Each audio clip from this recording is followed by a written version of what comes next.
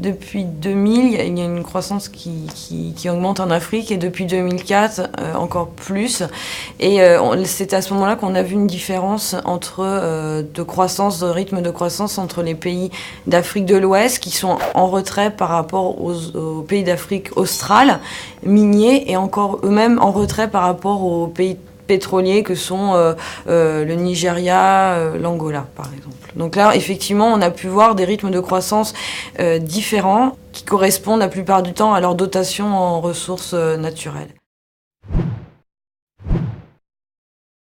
Il faut savoir que généralement la part des matières premières de base représente souvent dans les pays entre 50 voire 80 ou 90% des exportations pour les pays pétroliers.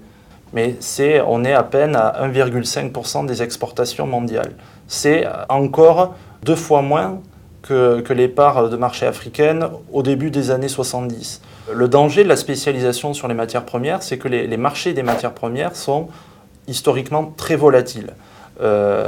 Donc ça, c'est le premier danger. Et le deuxième, c'est que généralement, les cours des matières premières exportées par les pays africains sont tendanciellement déclinants par rapport aux produits manufacturés. Donc ce sont des spécialisations qui sont appauvrissantes. Le coton africain est produit à 2/3 dans les pays d'Afrique francophone.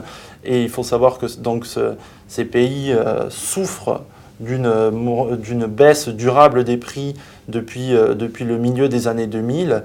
Or, la filière coton est une filière stratégique pour bon nombre de pays d'Afrique de l'Ouest francophone, est une filière structurante dans la mesure où elle fait vivre environ 15 millions de personnes sur quelques pays.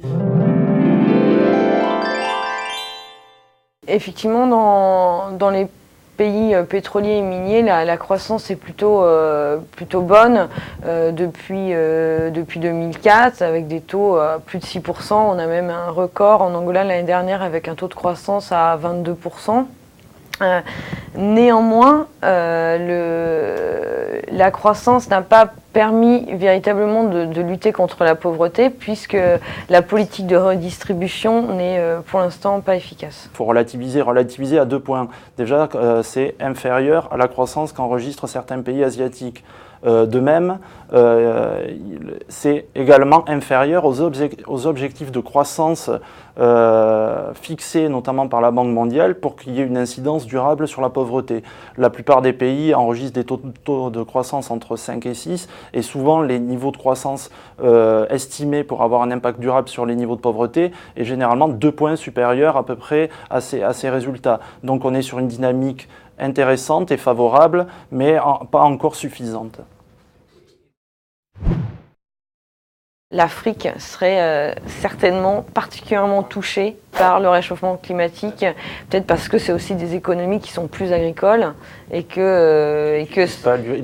utilisent l'eau de pluie par exemple pour l'agriculture, donc forcément un réchauffement du climat, donc moins de précipitations, ça va entraîner des perturbations dans les récoltes donc ça peut avoir des conséquences extrêmement graves, comme au Niger avec les famines ou des situations d'insécurité alimentaire chroniques, notamment dans ce pays-là.